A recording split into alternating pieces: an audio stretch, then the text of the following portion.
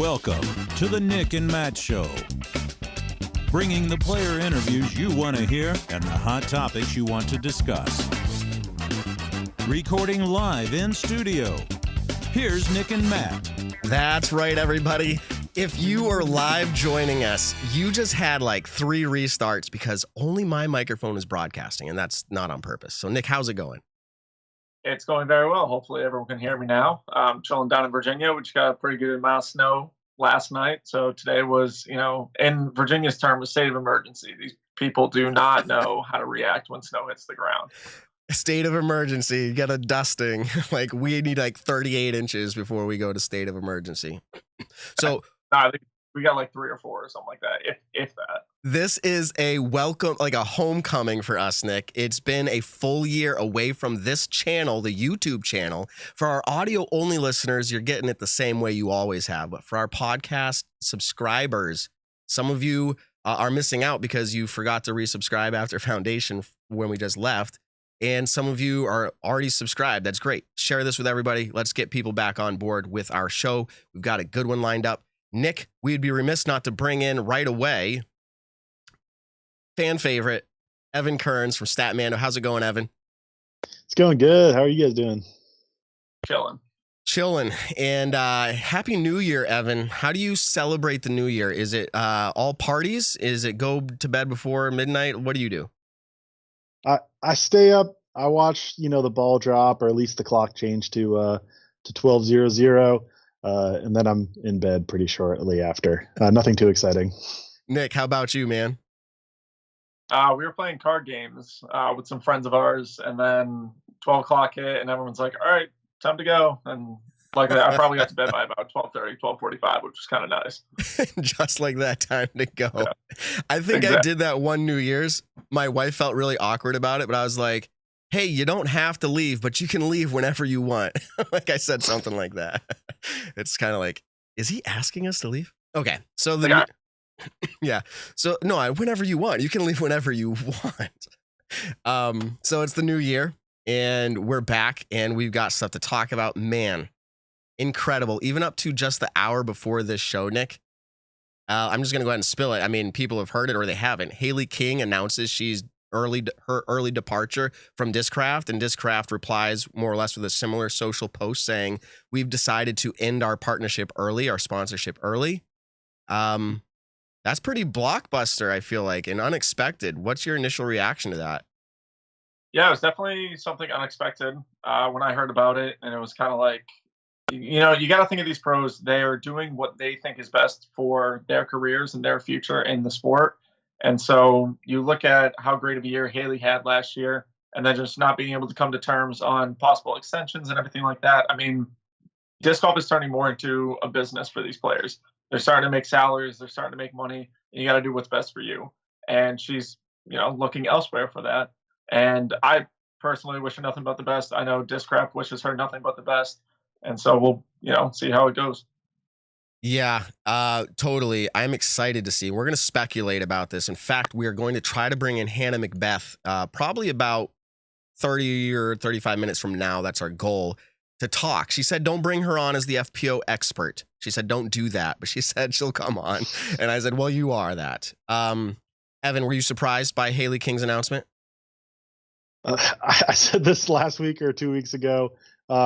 Nothing surprises me at this point. Nate Sexton resigned until 2025, so nothing will blow me away at this point. I think it's exciting news for Haley, though. All is right in the world. Sexton resigns till 2025, 3 more years. My son Hunter is on Team Innova, and he is at a loss. He feels like, what is happening? Like every time I'd come up from my office and be like, hey, guess who else left? Guess Kona Panis. So let's talk about that now a little bit. We're not going to delve into all the details. This is just the tip of the iceberg. Kona Panis, let me just ask. I know you said you're not surprised by anything, Evan, but I would say by a raise of hands, but this is an audio show. Did you see this coming? I'll ask it that way. Did either of you see this coming? My guess was if she did leave Innova, it would only be for Infinite. They're kind of closely tied, and I thought, she had a lot of stuff going on with Infinite, but turned out not to be the case. I did not see this coming. Yeah, will she be able to throw? No, I don't think she'll be able to throw her Infinite disc. She went to dynamic discs. We know that much. We know also a little bit about her money deal. Nick, did you see this coming? Did you anticipate this at all? No, to be honest, I was kind of on the lines of what Evan was saying. I was thinking Infinite, Discmania, potential disc draft. I really didn't think of DD. Reason being was, when they announced that they were signing two massive players, and then Katrina released that she was leaving Prodigy, I for sure thought Katrina to DD, and then Kona released saying, she's leaving Innova. So I'm thinking, okay, potentially Discmania, potentially just full on Infinite. Because Infinite, I feel like, was treating her pretty well. Came out with a couple discs for her. Seemed like they were always promoting her. It seemed like they had a good relationship, and I'm sure they probably did. And but no, this one was kind of a shock to me. I texted her. I said, "Hey, proud of you. Like, can't wait to see what happens with it." I love the video that they did. There was like a 5.5 minute video that they came out with, which was awesome. They took her on a helicopter, and then you see at one point, I think you see the Emporia water tower, and that's when I was like, "Holy cow, she's going to DD." And then she said, "I'm Kona Panis with Team Dynamic Discs," and I was like, "Man, that's awesome. Good for her. I'm super stoked." I would almost sign up for DD just to get the helicopter ride. Yeah. Right. So, real quick, I just want to put it out there. Not actually physically. I'm coming off of a sickness. I was not able to get the COVID test, but signs kind of lined up to maybe that's what it is. Good thing germs can't go through the microphone, as far as I know. Nick, last week maybe us talking microphone to microphone. Yeah. I don't know. But right. I am trying to recover. My throat is very dry, a little bit sore. So I apologize. Maybe I will talk less. Not likely, but that might happen. We'll see. Don't lie to our viewers. Yeah. By the way, thank you to all those that are live right now. You can see on our live screen here, if you subscribe right now, your name will likely pop up there, assuming that you have your settings public or whatever. If you privately subscribe or however that works, it won't show it. And then test out. Who wants to test out our super chat feature? That is back. We didn't have that with Foundation, but we do have it here on the Nick and Matt Show. If you do a super chat, it will live interact with like sounds, your name, and what you super chat to us. We're excited to have that tried out. All right, man, there is a lot. We're just about to get Gannon Buhr, though. We're just about to get Gannon Buhr in here to talk about I'll call it a 2-time achievement. Nick, Evan, you kind of ranted on the whole like Rookie of the Year thing, especially because of Juliana Korver. But he was never really a part of that like rant because like kind of expected, young player, first year on tour in the Disc Golf Pro Tour, did it, achieved it. People said, awesome. He also gets the PDGA, not the Disc Golf Pro Tour, but the Professional Disc Golf Association to say, yeah, you are the Rookie of the Year. We're going to bring him on to talk about that. And so much more. What stands out to you, Nick? Because there's still so much to talk about, but let's bring it up, at least in passing right now. Kevin Jones announced, and we talked about it, speculated a little bit last week. We said, Kevin Jones, not likely to change. And people said, well, there's audio out there saying, his deal's done. I said, yeah, he's trying to hype it up. That's how I saw it. Is that how you saw it? And are you impressed? Are you happy? What do you think for his 4-year deal? And there are no numbers announced though. No, I'm definitely. So I'm bummed that no numbers are announced. I do really appreciate DD releasing the numbers to Kona's deal. It kind of gives everyone an idea of what, potentially some of the top FBO players are making in our sport. They did the same thing Latitude with Kristen Tatar. With Kevin's, we're talking MPO side versus FBO. Kevin's contract and adding a 4-year extension onto it. I saw that coming. I know he is happy with Prodigy. I know they're happy with him. He has won Pro Tour events. He's won Pro Tour championships. He does deserve money, and he's a good marketable player as well. So I wasn't too surprised that he re-signed. 4 years is a big contract. I am actually excited to see that. I like seeing these long contracts that players are signing for. I'm hoping that they hold true to their contracts, barring anything really bad happening. But I'm kind of bummed that money aspect wasn't released on it. But at the same time, it's whose business is it really, I guess. I know I always say in the sports world, you can look up a ton of pro athletes and what they are making. I would like disc golf to slowly get to that point, which it is slowly getting there with the contracts that we've seen so far. but I'm excited to see how it all works out for him. Yeah, I agree. And we're going to probably talk about this more later. I do want to shout out Dan Hambley. You just super chatted us and we were in a different scene, so it didn't do the audio, but I saw your name up there on the window. So thank you for that super chat. Very much $20 saying to help being on your own again. And this does help. Also, I want to shout out to, where is it here? Someone said, Lundy Murray. And I don't know if it's Murray, Lundy, however it is, but thank you. You said you've watched this podcast since day one. And this is your first time interacting live in the comments since day one. First time watching live and interacting in the comments. So thank you very much for joining the show. Totally appreciate it. Here's another super chat.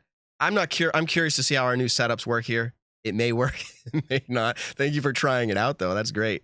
I'm glad you're all back, says Jarrett. How do you say that name? Jeremiah? Jeremiah. Yeah, but, I guess so. Yeah, Jeremiah. What am I saying? Matt, always getting you down. Dan Hambley with the 20 to help you again. Dan, we really appreciate that. Jeremiah is what I'm assuming it is. Also appreciate your super chat. Right. But you know why I said that? Just to put it out there for our listeners, it's Jeremia. So I don't know why it sounds like Jeremiah to me, but Jeremy, that's great. All right. Thank you guys very much for that. Let's see here. I'm stuttering over my words. Missy Gannon resigns to 2 years. No announcement about dollars. Evan, we've talked about this. You said she deserves it. You expect that it's going to have to be something big. You'd like to hear about it. She did resign. Nothing announced beyond the 2 years. Do you think she got a lot? Ooh, if you told me before the Kona announcement what I thought she would make, I would guess in between Kristen Tatar and Kona. And after the Kona announcement, that means there's really only one value she could get. And I'm not quite sure if she did get that, being 4 years, 500,000. I think she'll be a little bit under that. I'm not sure the exact amount. I have no idea in that ball game until they announce it. Is she worth more than Kona? I would say so. I know Kona has a very popular influence. She's always on Instagram doing a bunch of stuff there. I mean, Bushnell sponsors her too. She's clearly a good person to sponsor. I think. I mean, Missy Gannon, she won the Pro Tour. Was a Lane King Player of the Year. She won. I mean, the Throw Pink and the Disc Golf Pro Tour Championship, two of the biggest events of the year. I think she deserved a huge bonus, salary increase, whatever you want to call it. This is an interesting conversation that we're going to have more of. Shout out to Jeff Wachowski. How can I get a Hunter Graham autograph disc? That's my son. We'll talk. The super chat's not working, guys, as far as putting it up on the screen. I apologize, but thank you for the super chats. We'll work on this for next week. Interesting points, though, from Missy Gannon.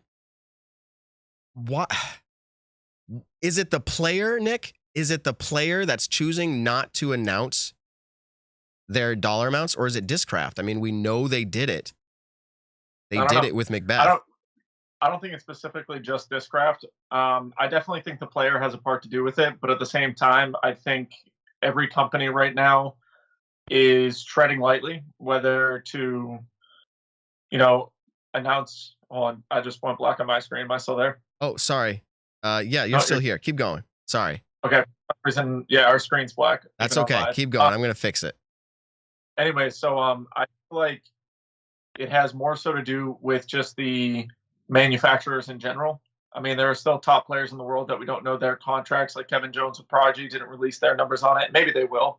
I think Dynamic, though, one of the main reasons why they did release the multiple contracts that they've given out this year, whether it's Dynamic or Latitude, is they really want to put a splash into the sport again and re-up their value as a company. And I think coming out with these big contracts, it's causing such a social media commotion and such a content commotion for everyone that, look, we're all talking about it. Just the day that it was released, we're talking about it on our podcast. So I think it kind of has to do with the players and the manufacturers. But that I'm not entirely sure of. I know for lower end sponsored players, a lot of contracts are NDAs, especially for players who potentially have signed multiple year contracts. You're still under an NDA agreement to where you cannot talk about it. But at the same time, these more higher end pros, it does give everyone a general idea of what they're worth and what, the competition is worth at the same time. Yeah. And I think those are great insights. I don't know. Where are we going to get to with this? I am super excited that Kona came out and had it announced. But in transition here, so we don't delay too much longer, we have Gannon Buhr lined up. But Gannon, I don't know. It says he's in the call. Gannon, if you can hear us or your camera's on, or let us know, because it says you're in the call, but I can't see you, can't hear you. So I'm going to assume you're not. So let me see here if I can add another way. Let's try this. It's possible that there's I don't know how it would have answered somebody. How do you call somebody in Skype and it answers, but they're not there, like actually, and they're like, we're using a different username altogether. So I'm delaying a little bit because this is the life of live broadcast when you're also the producer. Now it says that this other number joined, but we don't have any video.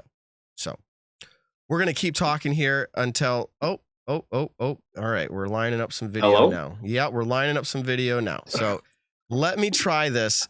I've realized a few things that are kind of funny at this point, but let me go ahead and try to set this up. I apologize. Evan, can you give me one stat while I'm burning?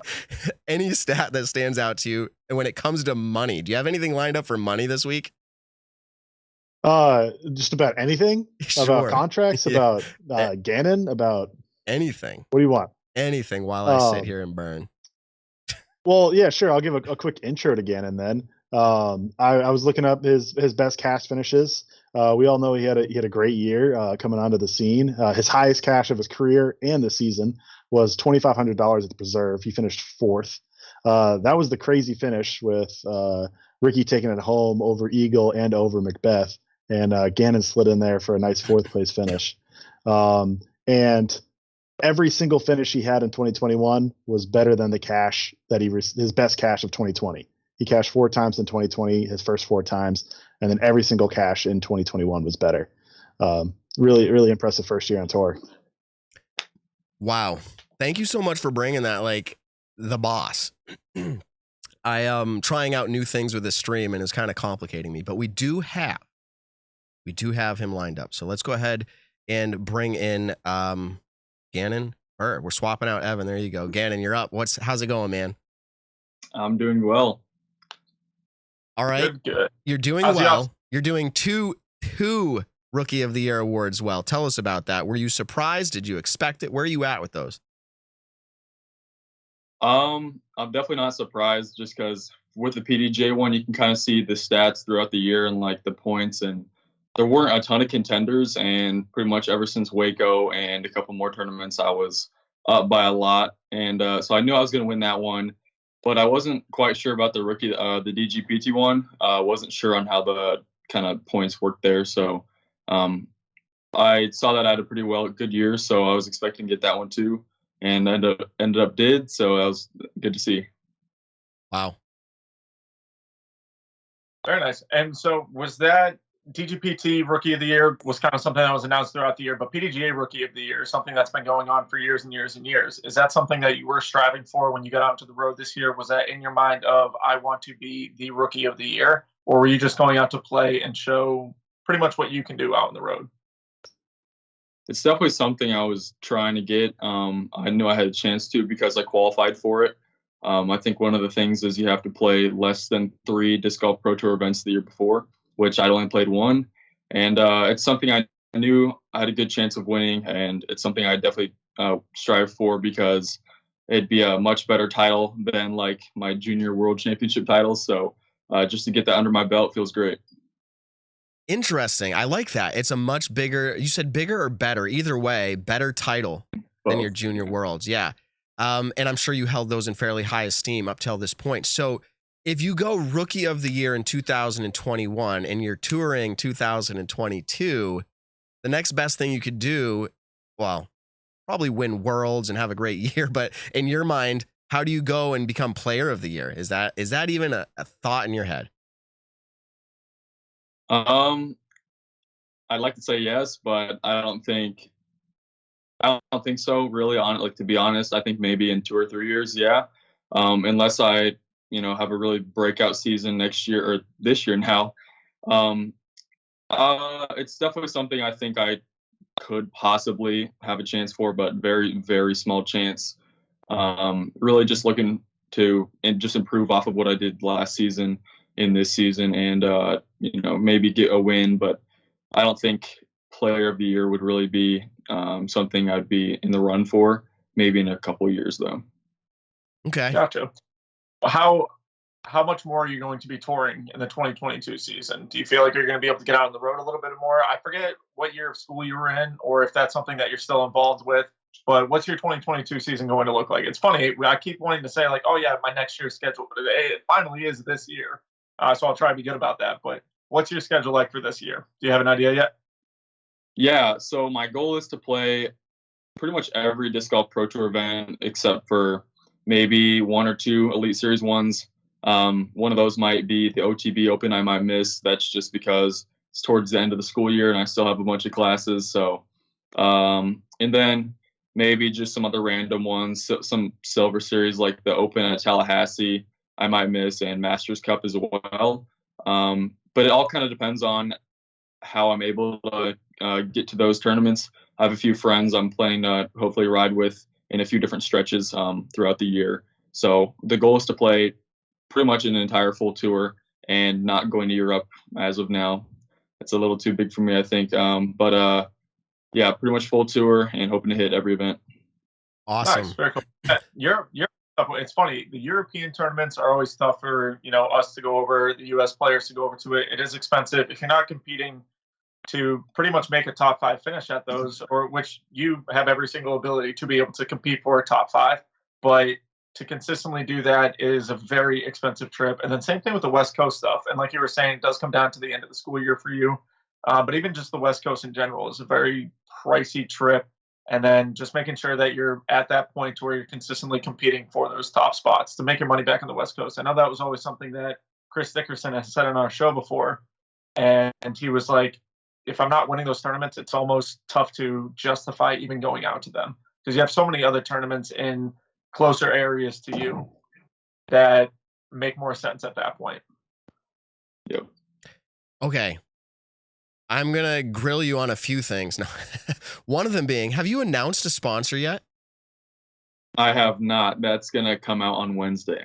Okay. And so you don't have any exclusives for us tonight? I don't, but hold on. Hold on. Pretty big news for me. All right, hold on. Here we go. And now for a Nick and Matt Show exclusive. I needed the opportunity. That Gannon Buhr cannot tell us what he's doing with his career yet. That's our exclusive for tonight. So there we go. We just want to show off the music. Yeah, but, I was just looking for that opportunity. That's number one. But what's interesting is, and I don't know if you spilled some news here, if that was exclusive. I don't remember you announcing that you were leaving your sponsor. Have you announced that yet? I have not. Okay. So that was an exclusive. We're looking forward to seeing where you land. It's going to be big. You were the rookie of the year. That will be big. Number 2, and this is coming from the live chat. First of all, thanks to Timothy Bierbauer. Awesome last name. $20 super chat saying Gannon is going far in the sport. Can't wait to see what he can do in the future. I would say we're seeing what he's doing now. Yeah, exactly. What's the future going to be like? But then this follow-up comment says, grill him on, and I'm just going to put it the way they do, so I can't take the blame for this. Grill him on his routine, more or less, your time, the time it took. I think it came up with the Disc Golf Pro Tour finale. Talk about that. So time has been like my biggest issue, obviously, this year.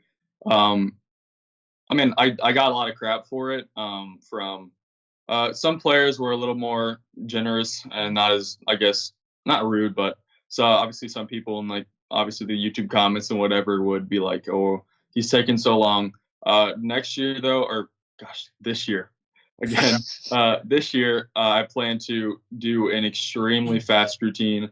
I've been working on it ever since the Pro Tour finals, and it's kind of just a step up and throw. And that's how I've been doing all my practice putting and driving. I've just been walking up and chucking the disc. I feel like I'm a momentum player and a rhythm player, and I can go in my basement, make 90 out of 100 putts from 35 feet, 30 feet. But then you put me on a course and I get really shaky and I think about it too much. So I think speeding up will also help me as well. Another thing is I felt like it was a little tough. Just I'm not sure if it was because my age or whatever, my first time on tour, but I felt like I was maybe not targeted, but I was called where some other players were not called for taking, honestly, about the same amount of time. So that, kind of just fuels my fire to kind of prove the haters wrong and hopefully speed that up next year or this year. Yeah, I know, dude. It's tough to say. But I think because we actually did talk about it on the show during the whole Pro Tour finale and everything like that. And the amount of time that you were taking is not anywhere measured versus what some other known players are taking in their amount of time. And so I think we can kind of get that right off the bat of just saying you're not taking over a minute and a half, which I've seen some players do out the road. I've had to call people on that. We're hoping that your whole, step up and throw, it doesn't hurt your game at all. We obviously want you to be able to play well, but as you can figure it out with how players work, some players need 25 seconds, some players need 7 seconds. It's kind of crazy. Figuring out whatever's comfortable for you is just what you have to learn to do. But I think you were just saying, you can go down to your basement, make 90 out of 100 putts from 30 feet, just stepping up and literally drilling that putt. That's something that this past, last year's off season I worked on, was just getting downstairs, putting every single day, and then making sure that when I go to a tournament, I feel like I'm in that same rhythm of, I'm just going to step up to the putt. I've made thousands of 30-footers before. Why is this one any different? The only thing that you're really focusing on at that point is the win. But like you said, you're a young player. You're getting into it. I don't think anyone – I know there are probably players who are giving you a little bit more crap for it than probably should have been. But I think one of the main reasons why it got highlighted so much was being at the Pro Tour Championship. Such a big stage, such a small field of players. It was almost like the cameras were on every single person. And so that's why it got more in the spotlight than it would had it happened at GMC or Waco or something like that, tournaments that you did well at. So. All right. So are you touring full time this year, 2022? I almost said next year. Are you touring full time? Are you planning to hit every major stop? Yeah. I just got to figure out with school pretty much. The only issue would be the end of the year this year, the school year. So in May with OTB Open and Masters Cup, and then Beaver State Fling and Portland Open. That'd be an issue, and then kind of coming back to school. But I will be graduating after second term next year. So next December, pretty much next January. So I won't have to worry about that for 2023. Okay. Interesting. Evan, you're sitting off camera there. Do you have any questions that came up in your mind while we had this interview? No, I'm doing good right now. I have nothing on my mind. I wasn't prepared. If you need me to figure something out, I can. No. I'll pass it back to you. No, I was just curious. So here's the deal. We've never done this before, Gannon, but I'm going to open up the phone lines to anybody that would like to ask you a question live. Okay, so let me get this going here. Let's start it up. Hello, man. Hello. Hola. As I mentioned, we've never done this before. Ooh, and see, I can already tell we've never done this before. We got multiple things up on the screen here. So, but you can see the number there. Go ahead and call that number while I get this taken care of. All right, cool. Call that number, 508-859-0463. And let's see if any questions come in for Gannon. If no questions come in, we'll let you go. But I think it's interesting that you said you have something that you felt like was pretty big coming as far as announcements go. Can you tell us? Oh, well, here's a call. We'll let them ask the question. I might follow up with that. Let's see how this goes. Welcome to the Nick and Matt Show. You've made it live on air. You can ask a question to Gannon if you'd like to, and turn off your YouTube video because we can hear the feedback. All right. What do you got for Gannon? Gannon, what are your goals for this next season? Just win one Elite Series event. I think also win a Silver Series event, which is definitely going to be doable for me. Maybe even get multiple Silver Series wins, just kind of depending on the field. But yeah, hopefully just get one Elite Series win. Okay. That was a great question. I think it was short and to the point. If you do call in, please turn off your YouTube because we can hear the delayed echo going through. But that was great, and thank you for hanging up when you realized that might be the case.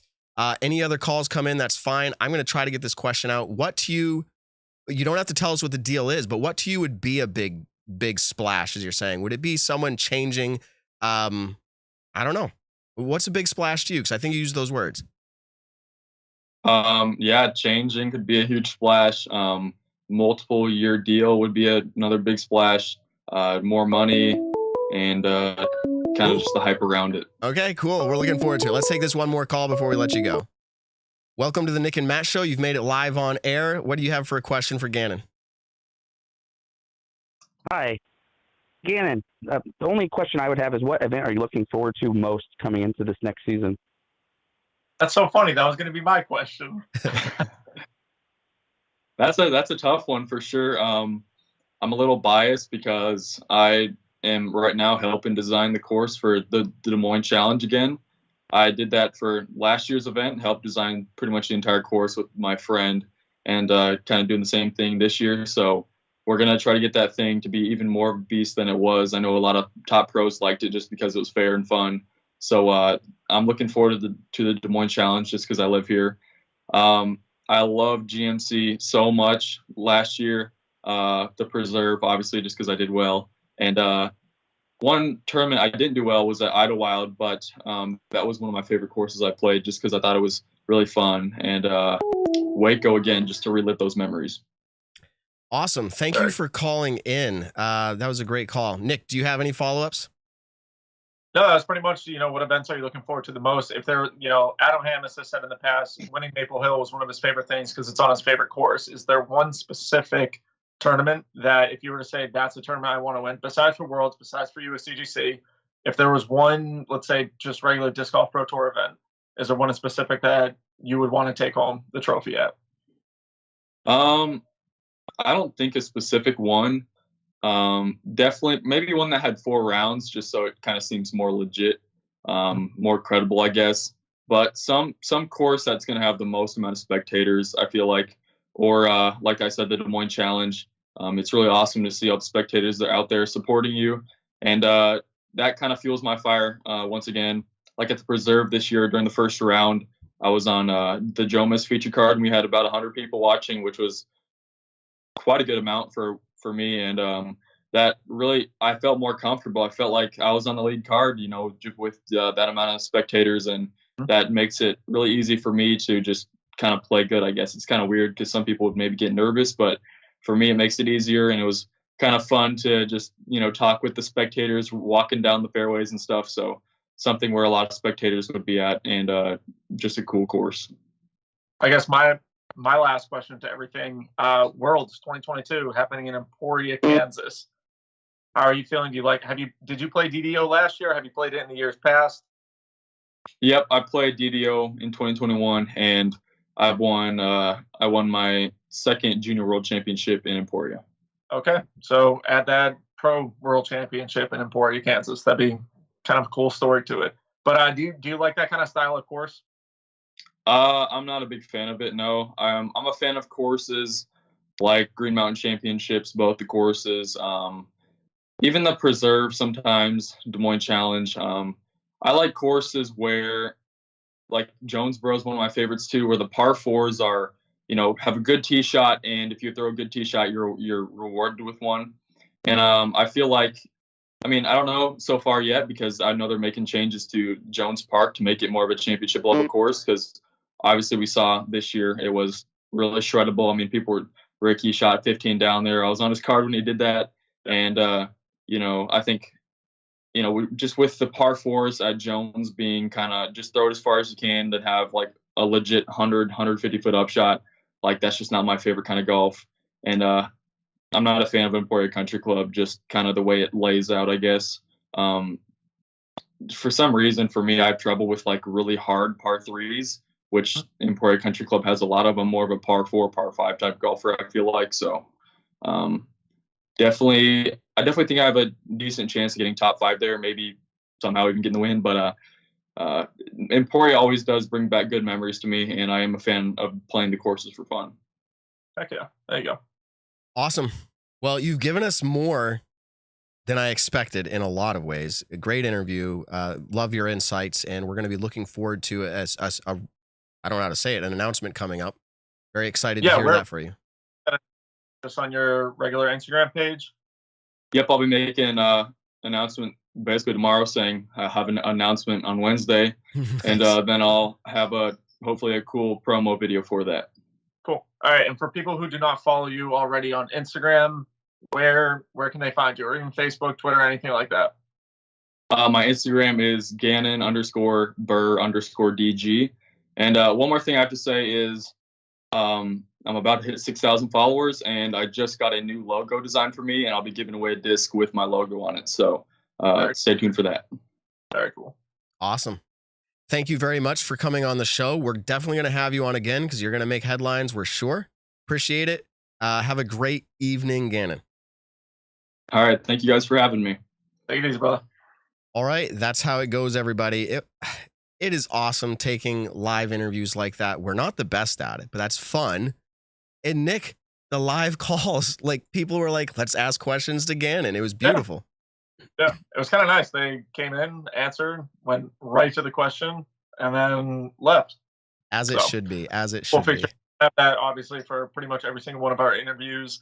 We'll give you a chance to live call. So if you are watching it live, just a heads up, look for that number on the screen.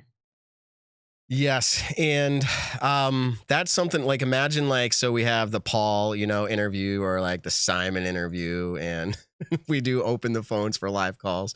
Yeah. I can see Evan over on his phone, like dialing in. He's like, I got to get in. I'm like, dude, you're on the show. Like, you're on the show. Okay. So we have, that'd be good. Yeah. We have, I'm trying not to rush stuff here because I feel like with this new setup, I need to definitely hire a producer because I am at the point where I don't know how to say it. I'm doing everything. If you only knew what I was doing right now. Okay, here we go. But I think I've done it. So let's go ahead and welcome to the show, Hannah Macbeth, everybody. Let's swap out Evan. Boop, there you are. How you doing, Hannah? Hi. I'm doing great. How are you? Good. Doing well. And wait, hold on. Holding on. Okay. Okay. Got a match color. No, it's not like very dark, but oh, it's legit. By the way, I should have stopped and said that for our audio listeners. She's like gamer, like it's wonderful. I know. I look like a streamer, and low key, I totally would stream. You are streaming. You're streaming through us right now. That's cool. All right. People watch. So, guys, I'm so nervous to be on the Nick and Matt show. I haven't been on in such a long time, and it's a live show. And I just wrapped up the recording for my podcast on the Disc Golf Network, and it's very different. It's like a very different sensation. So, yeah, there's no.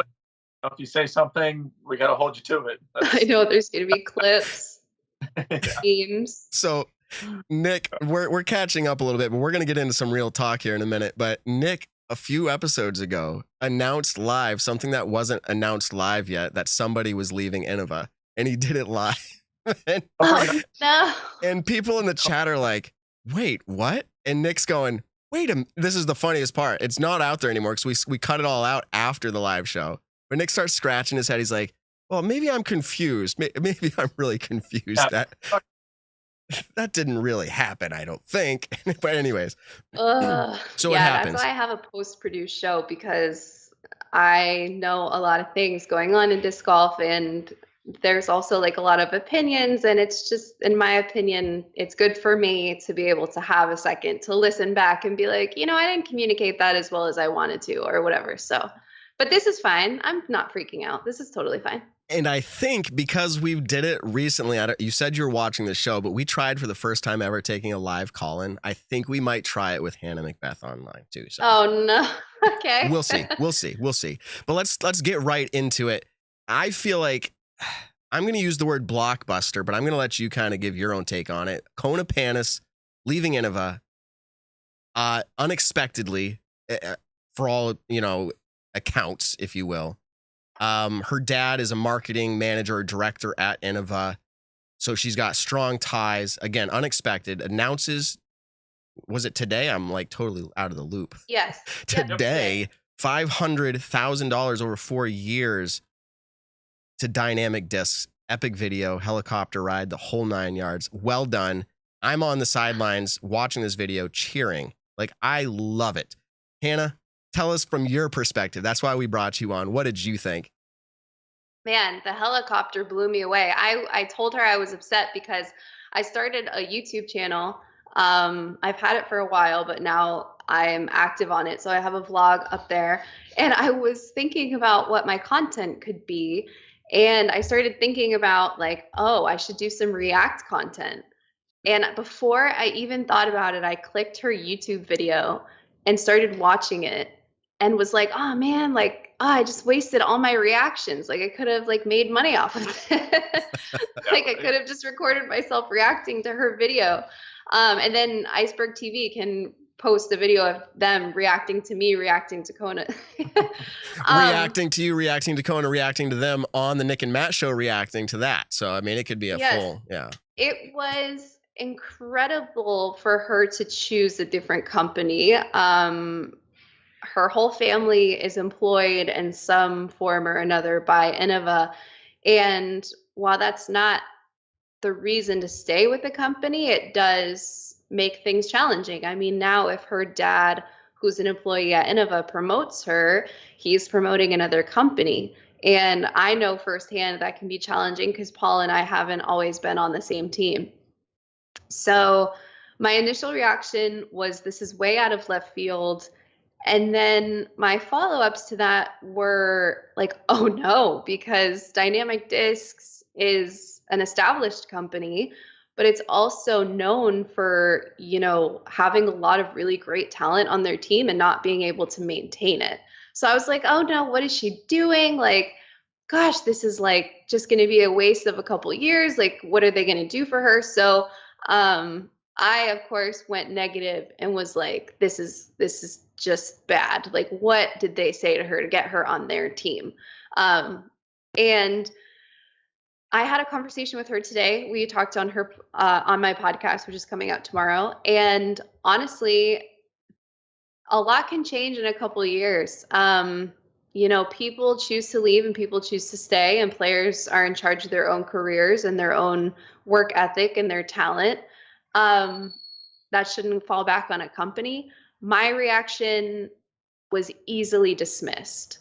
And she has aligned herself with a company that is very, very proactive with promotion of players. And that is something that she's always believed has been very, very crucial to the success of her career before her performance. And then, I think that, sorry, Harrison's here and he's starting to bark. That's great. I thought I heard high pitched noises. Yeah, he's here. He's a big fan. No, but I forgot what I was saying. But basically, I'm excited for her. This is a really good company to align herself with. And there's a lot that's going to be coming out. And I think she's just ready. I think she's ready to be on her own. I think she's ready to be not worried about getting promoted in a certain way. And then people are saying things that she's getting promoted because of her dad or because she lives close to Innova West Coast or whatever it is. Or maybe even on that note, to be held back for those reasons, to not show favoritism. So in a lot of ways, this is her breaking out even more as a player. And I'm excited. I'm all for it. But yes, I was very much blown away. It felt very much out of left field for me. You touched on it, but quickly, your reaction. I'm sure you saw her dad make a few social posts, and what did you think about those? Did you see those? Yes. So just real quick, you guys are having me on the show, and I'm really honored, and I'm really, really happy that these conversations are happening. But I don't want to act like I'm the Stephen A. Smith or Joy Taylor or what have you of the disc golf world. I just have an opinion and we're all just friends. We're going to talk about it because it's exciting. I really no one. I'm saying all these things about Kona's career and all of my opinions of her as an FPO in humility, knowing that she could run circles around me on the disc golf course, and she has. So this is just all speculation. It's just fun to talk about. So I'm first of all, thank you for having me on the show. I never got to say that. But yes, my reaction to her dad was, I thought it was really sweet, but it does bring up that issue of, he is promoting his daughter, but he's also now promoting another company, which to me, it doesn't matter. Like I told Discraft when they sponsored me that I love the FPO. So if Kona wins Waco, I'm going to promote it. And if Kristen Tatar is selling a disc and I really like the stamp or I like something about it, I might share it on my Instagram story for all of my followers to view. But it's not because I don't believe in Discraft. It's not anything personal. It's just like, I want to support them. I want to see them succeed. And I can do my part by sharing what they have going on with people who might not have otherwise run into them. So to me, it doesn't seem like a big deal. I mean, at the end of the day, she's sponsored for the plastic and the equipment that she's using. But I can see the other side of a company being like, yeah, we don't want our employees promoting, I don't know. I think you just have to have grace, and I think you have to have common sense. And I don't really think someone's going to look at Jeff's post and go, oh, wow, his daughter plays for Dynamic Discs. I am now going to only buy their plastic. Yeah. Like, I don't think that's how that works. Yeah, exactly. He said he was bummed. I think he used the words like, I'm bummed, but I'm like more or less, if it makes my daughter happy, then like I'm happy. So like, I think he has to find that balance too. But as a dad, I think he's doing a good job with it. It's probably new for him as well. But separating business is business, and that's what they're dealing with right now. There was a lot of speculation around, well, who's going to Discmania? Maybe Kona's going to Discmania because she announced, that she was leaving Innova before this announcement came where she was going. And everyone's going, oh, she's going with Colton to Discmania. So this was kind of out of right field. It happened. A lot of speculation was on Katrina Allen going to DD because DD, I feel like wisely slow, has been pumping this up, reaching out to media channels saying, come be a part of our press conference. We got something really big to announce on January, I think, 4th. Yeah. So they're doing a really good job at it. So let's move the conversation a little bit here. Before we talk about money, Katrina Allen, is there any speculation? Again, sometimes we know stuff, sometimes we don't know stuff. I'm going to be very honest here and transparent. This is one of those times I don't know anything. And I was speculating that she was going to DD because I was like, huh, who else has that? Who else is going to leave? It's not Kona. I'm not asking you to show your hand, but what do you think would be good for Katrina Allen? I had this conversation. Oh, I'm echoing. Well, not on our end. Not on our end, but maybe you're hearing yourself. I don't know. Oh. Okay, now I'm not. That was weird. What the heck? I heard it too. I was like, oh no, I can't do this. I have too much attention disorder problems. Like I can't. Anyways, okay. So yes, Katrina, I had this conversation with someone earlier today with Christine Jennings, my co-host on the party. And we were talking about how Katrina has this wonderful brand. She is so athletic. She's beautiful. She is so well-spoken. She knows exactly what she wants. And even though she doesn't exude all of the confidence of a champion naturally, that is something that she struggles with, to just be like, confident online and to just not post and ghost and to interact with her fans more, because she has gotten a lot of backlash online and she can just take things personally. So even that being said, she has this great brand, but she's also at this point in her career and in her life where it's like, is she going to continue to pursue disc golf and do all of these things professionally for the sport? Or is she going to start taking a couple steps back? So I think with this announcement, it's going to be very clear where the next 3 to 5 years for her are going to be, because if she joins like a very big company and she's the face of a big company again, then everyone is going to assume that she's taking the sport, continuing to take it seriously, going for more world titles, doing everything she needs to do. But if she kind of sides with a company that has other big names, then I think we can sort of assume that like she might be willing to share the spotlight because maybe she's taking a couple steps back. The other thing that I just wish that she would do is just take advantage of what she has going. I mean, she is a world champion 2 times now. She's a US women's champion, a European champion. She's so fashionable. She has all of this grace when she's speaking. So does Harrison, apparently. Sorry about that. But she's not taking advantage of it. She's not profiting off of it. She's not putting herself out there enough to do that. And I think what she needs is a really solid company who's just really, really, really intentional about their promotion. And that sponsorship with Dynamic could have been really awesome. But so far, that's not the announcement. Like, so far, like their announcement of like, oh, the big FPL, like it turned out that it was Kona. Yeah. So yeah, it's just, it's so easy for me to sit here and be like, she should be doing more.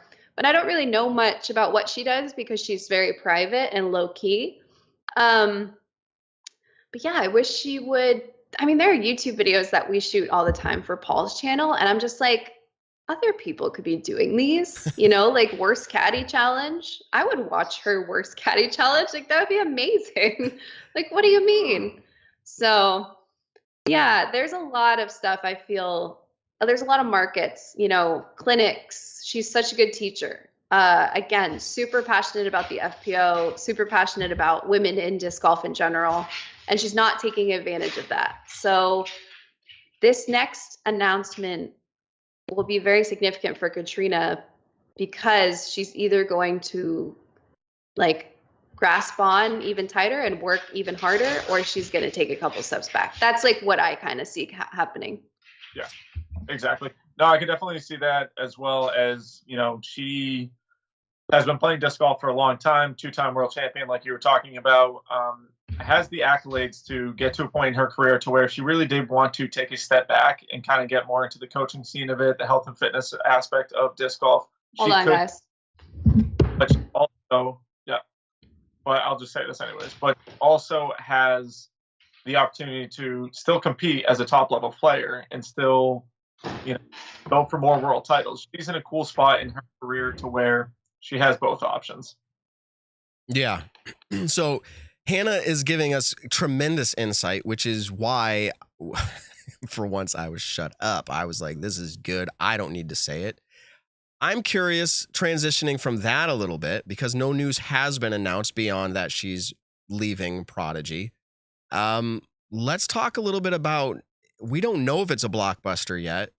Let's talk a little bit about the announcement did you say that she's not leaving Prodigy? She made an announcement that she's leaving that she Prodigy. is. Yeah. That's what I was saying. I must have stumbled. Oh, okay. Sorry. I heard it as like she didn't announce, and I was like, what? Oh no, I did the Nick Carl thing. Let me double check. Yeah, she announced. So we're speculating, right? But let's talk about, because I don't know yet if it is a blockbuster, is what I was going to say. For about an hour before our show launched, Haley King and Discraft collaboratively on their own social channels said that they are going separate ways, supporting each other, as in Discraft is supporting and rooting for her, whatever she does. Said they're ending. It sounded mutual, as in like Discraft was ending it as well as Haley, meaning it was a mutual thing.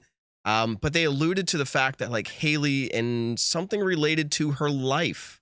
Not sure exactly what that means. I'm not here to be TMZ and try to delve into that.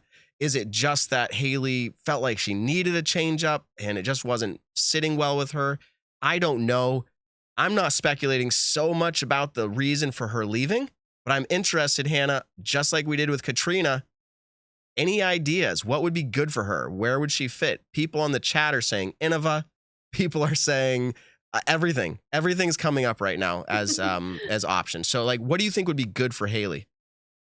Yeah, I think with the announcement from Kristen Tatar and talking about how much money she's going to be making and has the potential to earn even more through Latitude, that really opened the eyes of a lot of the women who had only previously known their own personal contracts, or for a lot of them, just the team structure. You know, when you get onto a team as a professional, you have the ability to climb a ladder, and it's almost kind of like I don't know, it's like anything. Like, I guess the first thing that comes to my mind is like an MLM. Like, there's like a base level. It's not, doesn't work like an MLM, but like you can earn up to certain levels, and then you get things for that touring year, sometimes for 2 years.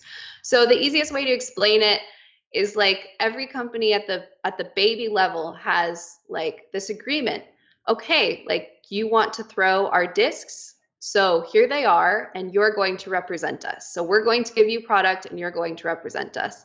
And you do that well. And then the next step is like, you're going to throw our product and represent us, and we're going to give you a bonus structure that you can earn, like money off of like how well you compete and perform with our products. And then the next step off of that is like, now that you're throwing our products and you're earning money for how well you compete and perform, and it's different for every company, but it's generally along these lines. We are going to offer you now a piece of our product with your name on it to give you even more money to continue to do what it is that you want to do. And then there's steps up from that. And then everything just branches off however these companies want. And Haley's at a point where she's exceeded all of those levels. And she is now on an elite level that she wants a personal contract. And that can be very difficult for a lot of different companies. Professional disc golf has really exploded in the FPO division, and it's hard to know the numbers. It's hard to know what people are worth. It's hard to have those conversations, and it's hard for a player like Haley, who's seen such immediate success, to settle. And I don't know anything about, like, I really promise, I don't know anything about her contract with Discraft, other than it was elite and it was personal to her. Because she had earned that by being on the elite team.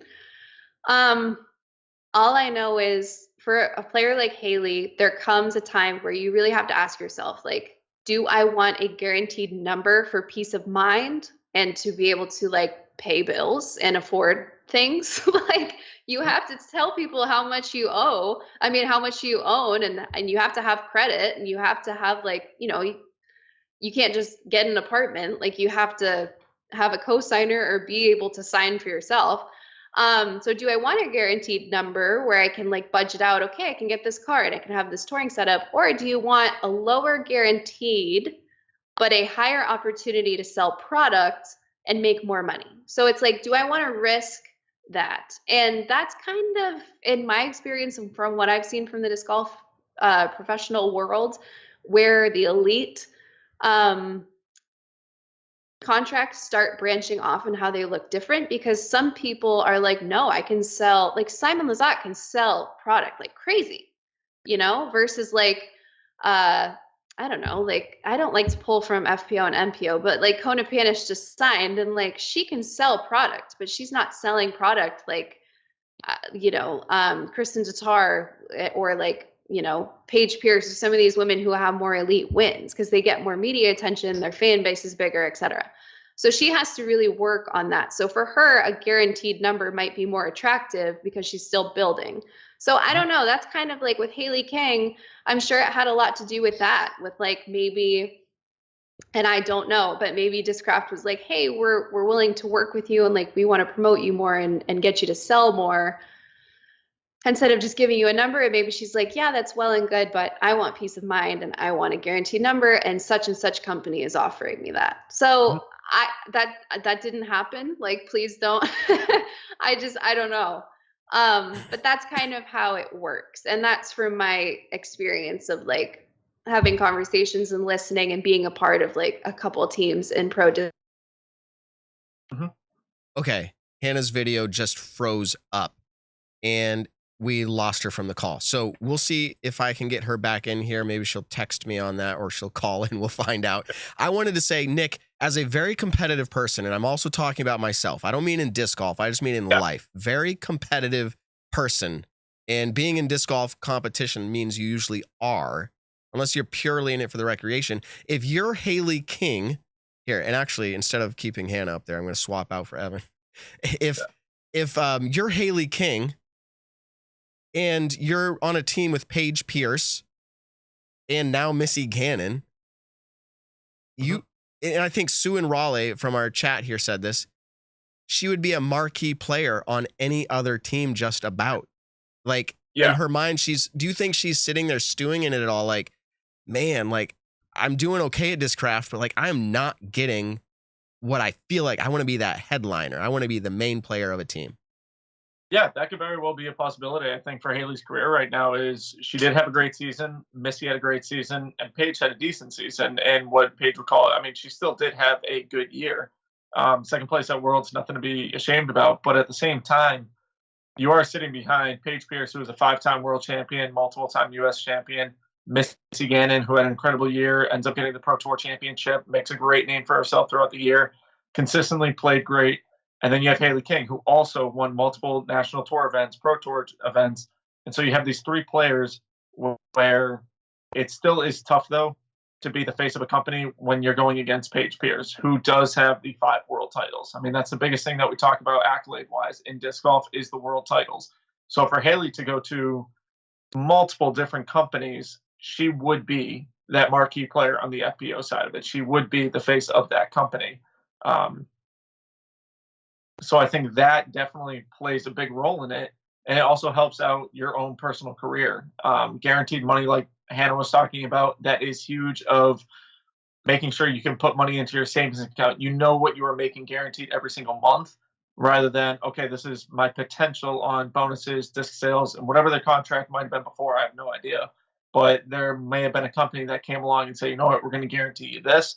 We're also going to do this for you and do this for you. And all of those things allows it to where Haley might feel there's more opportunity with that said company. But I think one big thing in the chat has been blowing up about it is the fact that a lot of different companies, whether it's Innova, let's say Westside, DD, Latitude, MVP is a big one, where she would be the face of that company for the FPO side. So I think that is a huge determining factor in anyone's choice of what company they want to go to.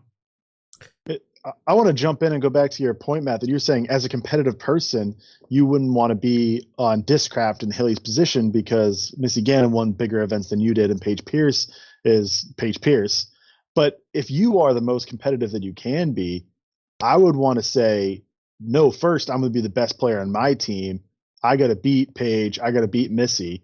And so that's already your challenge, that you want to do that. Moving a company purely for that reason would kind of almost be like, I'm not the best, so let me move to somewhere where I am the best. Yeah, but what I hear you saying, pure competitive standpoint. But what I hear you saying is make a good business decision, because that's the same thing that Kona just did. Kona said, and I don't know if this was where this was, Ulti World or somewhere, said, I felt like it was like I had to compete for attention when you already have other great players, meaning I'm sure it was Evelina and Henna and whoever else, right?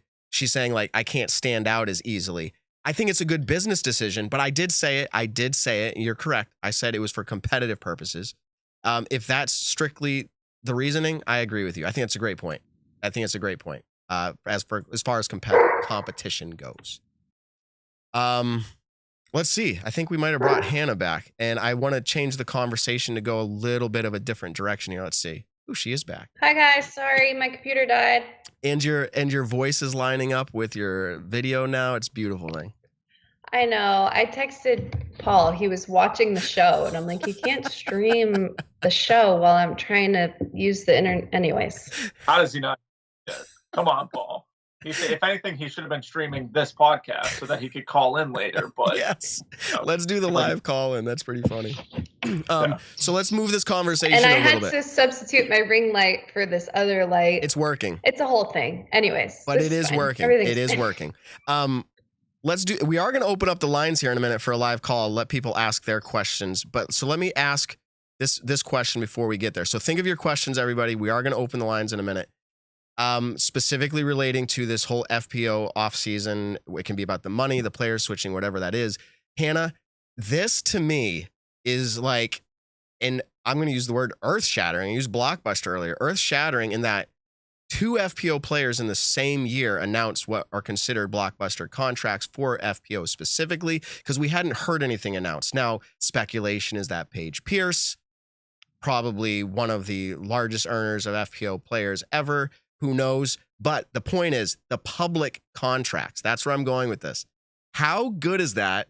And is that a big thing that's happening right now? Everyone's going, oh my goodness, I can see what I could be making. And now I'm just going to I have to go somewhere else because that money is there. What do you think of the contracts being announced? How good is that for FPO? I think it's good for FPO, not because people are licking their chops thinking about how much money they could make. I think it's more of being able to set a value and a worth to yourself based off of someone else in your division. So Kona can see Kristen Tatar's worth to Latitude and compare herself to Kristen using UDisc stats and just PDGA history and stuff. And then Instagram followers and influence numbers, how much discs she can sell, and then go and formulate her own number and share that with her companies that she's entertaining for a deal, or her own company. So I think it's more of that, but I don't want to say that female support doesn't matter, but because I think it does. But I think it's also valuable because it helps you set a number for yourself. Yeah. I just, from my perspective, and this is why we had you on the show, Hannah, because we wanted your perspective. So I'm glad you're sharing it. And by the way, everybody, Party Podcast on the Disc Golf Network. Where else can they find Party Podcast? Is it only Disc Golf Network? It should be on all podcast all right. stuff. Awesome. So wherever you listen to podcasts. Check it out. Hannah brings this information and this perspective and really well thought out things. That was really elaborate things. But from my perspective, and Nick, you can share as well here. We talked about this and again, we're all friends here. Hannah goes back a long ways with Nick and me. So we're just talking openly and having conversation. But she just happens to be married to her husband, Paul Macbeth. This comes up every time she's on the show.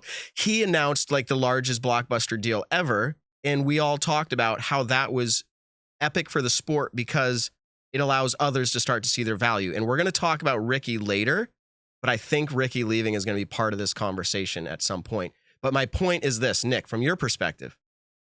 Yep. Seeing the money in what an FPO player can make, how do you think that affects the FPO division?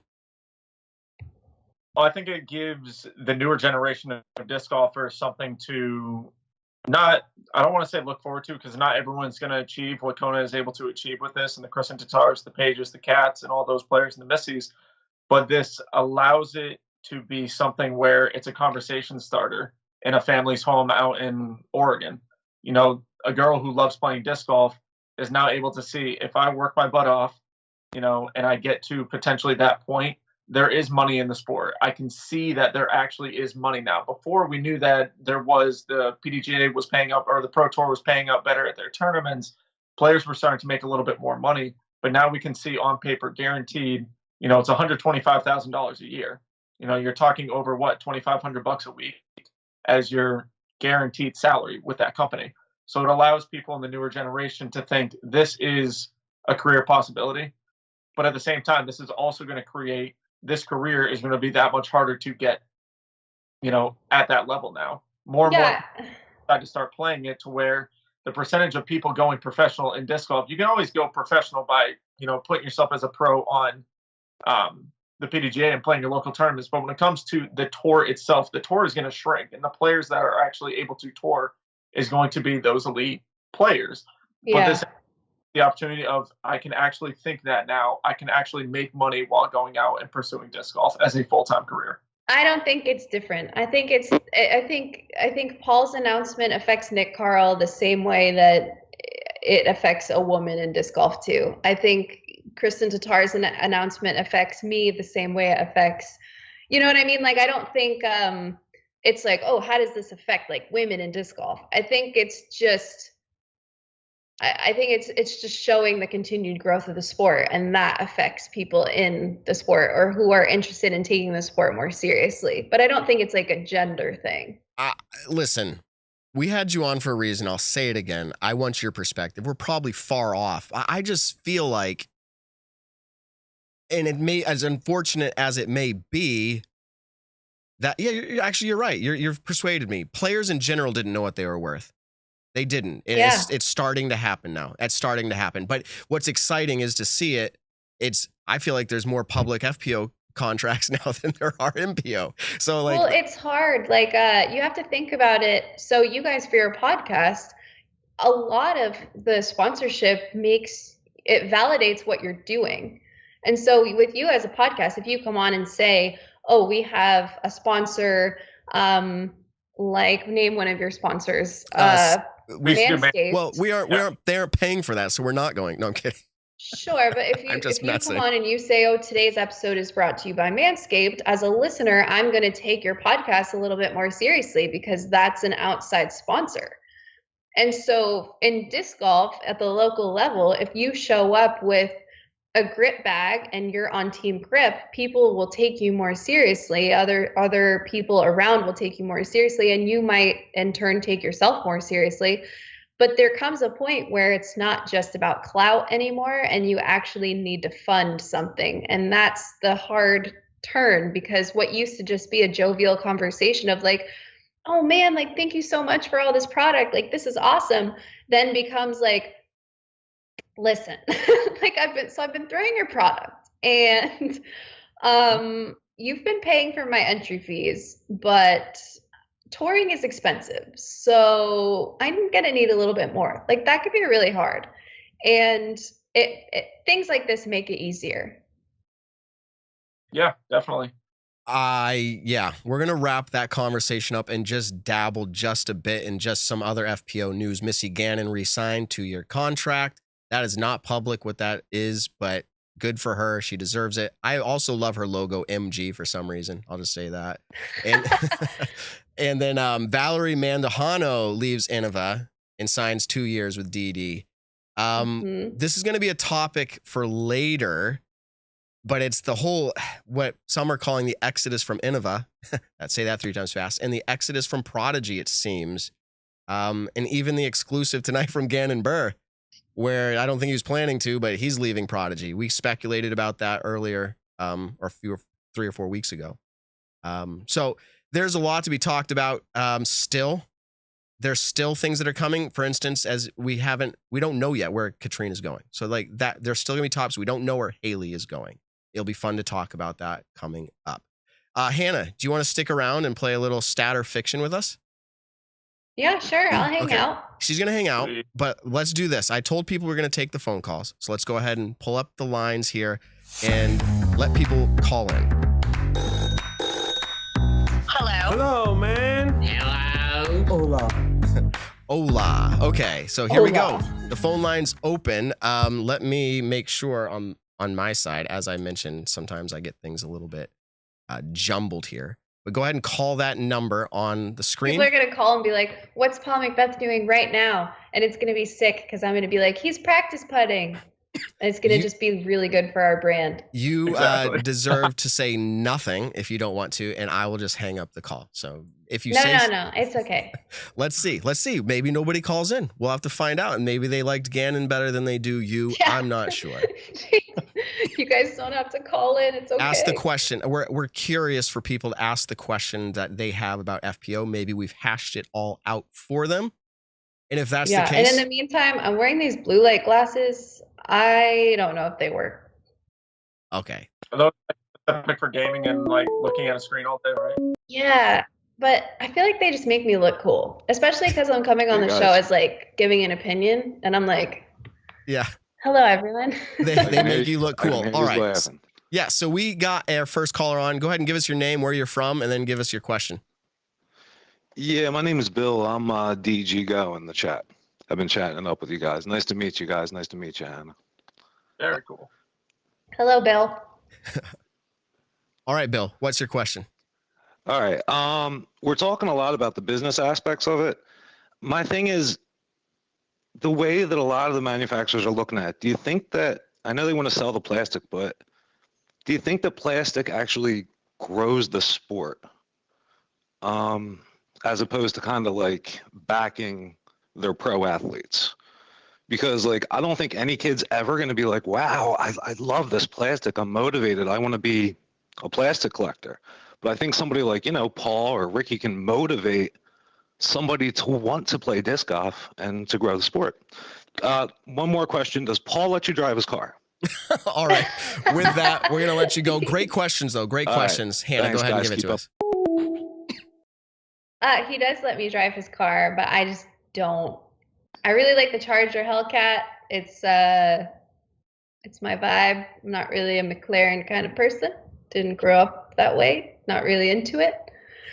Wouldn't be able to appreciate it.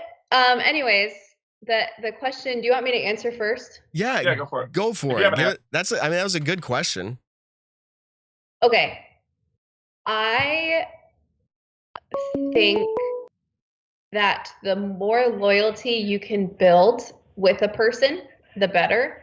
So that is what the goal is for the like that is what they're trying to do. So there is a lot of sponsorship at the local level by companies like Discraft and Innova and stuff, and DD, because they want to build that brand loyalty. And if they are building brand loyalty in an area, then that is good for them. So no, I don't think the plastic brings more, like I don't think people are being like, oh, I really love this plastic and that's it. I think they really love the plastic and then they find the pro disc golf and that keeps them in the sport. And by keeping them in the sport and sponsoring players, you have now an opportunity to make more money off of their interest. Does that make sense? Yeah, it does. Okay. And I think that's a good perspective to have. And to those calling in, real quick, would you shut off the YouTube when you call in? I know you're trying to stay in touch, but if you make it through and you hear us talking on your phone, hang up your YouTube. All right, we're letting in our next caller. Welcome to the show. If you're hearing me, welcome you on your phone. You've made it on. Give us your question, or actually your name, where you're from, and a question. Hi, yes, I am Pia, and from Illinois, and I was wondering what is Hannah Macbeth's future plans for disc golf and what it looks like. I know that she's a really good disc golf, and same with Nick Carl. I was also wondering what Nick Carl's big old plans are for disc golf too. All right, appreciate your question. Thanks for calling in. Yep. Oh, hi. All right. Go ahead, Nick Carl. You can answer first. All right. I appreciate that very much. Saying that I'm good at disc golf, that means a lot to me. My future plans for this year and the 2022 season is I want to try to make it out to a majority of the Pro Tour events. And then goals for play-wise is, I was talking about this last night with some friends, is I would love to have a breakout tournament. And to me personally, a breakout tournament would be top 10 at an Elite Series event, one where the best players are at it. Specifically, I'd love to break top 10 at Maple Hill or GMC. Those are two of my favorite tournaments that I love playing. They're playoffs this year, so I got to make sure I can get into those. But then also in the local scene, I want to grow myself as a player with C tiers, B tiers, and A tiers. I still love playing local tournaments. And so I want to honestly just capture as many wins as I can this year in the local area and then get out into the road and make a name for myself to try to build up my own brand personally. Awesome. Hannah, that was a follow-up question for you too. What's your future? Yeah, I have actually not renewed my PDGA membership, and I have a lot of work to do on myself. I have hypothyroidism. For people who don't know what that is, my thyroid doesn't really work that very, very well. So I the last couple of years have gone through a bunch of health stuff, and I'm just working on getting back to a healthier version of me. And it's really, really hard to have consistency on the road. So I'm not going to be on the road as much next year because I'm trying to invest in myself so that I can then be healthy to invest in others. But I started a YouTube channel. I would like to create more content in disc golf that's like homemade. So there's a lot of people like Joe Miss Pro and GK Pro and like you guys who are creating content. Mine is going to be a lot more like of this, of just like me vlogging. So, and yeah, I'd like to experiment with that. And I'm also studying for something, but I don't really want to talk about it right now. It's just like I'm studying towards some goals, but nothing that I want to make public right now. Here, let's give her the exclusive. And now, for a Nick and Matt Show exclusive. Just kidding. You gave us enough. You gave us enough. That's awesome. All right, we have on the line one more caller. We're going to take this call here. It's probably our last, I'm going to say, but you've made it live on the Nick and Matt Show. What's your name? Where are you from? And what's your question? What's up, guys? This is Josh from Daddy Disc Golf. Nice to meet you guys. My question is for Hannah. Hannah, specifically, you have a lot of experience with the pro world and players from all over the world. What do you think is more important nowadays? Winning percentage, or would you say having a social media game and being more prevalent in the community? What do you think manufacturers are looking at more specifically? Thank you guys very much, and I look forward to hearing from you. Thank you, Daddy Disc Golf. All right. Yeah, so Nick Carl and I talk about this all the time because we get to talking and then we talk for a long time. You either have to have a really good personality or you have to win. Yeah. And if you have a really great personality, you have to put in the work to show people and put your personality out there. And so I think of like Big Germ and Yuli, like, yes, they have Elite Series wins. Big Germ won a major a couple of years ago, like 2016 or 2017. I think it's 2016. Yeah. But they're not winning. You know, they haven't won recently in like a while. So that's a perfect example of that. And then also Ezra Aderhold is like an up and coming. And he has an awesome personality, puts it out there on YouTube for people to see, and his popularity is growing. And now he has more sway, I don't know, with talks. So you either have to have, in my opinion, you either have to have a really great personality or be winning in order to be making it in the sport right now. Yeah.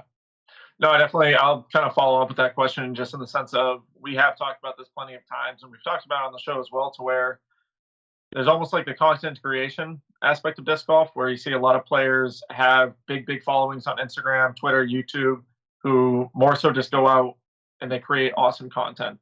But then you do have those elite players who their main focus though is to win tournaments. They want to win Elite Series tournaments. And you take the top 30 players in the world and all of them, you know, even the top 50, all of them will have in mind that, yes, I want to win the world championships. And there are plenty of people now in the world right now who can actually go out and say, I have an opportunity to try to win the world championships. But at the same time, there's still in our sport is a, you know, almost like a 10 to 12 consistent person ratio of who is going out and winning these events. And so for a lot of other players, making sure that you are a likable character, you are someone who does commentary, you're someone who does a lot of these fun things in the content side, because that is also going to help out your career. But Yeah.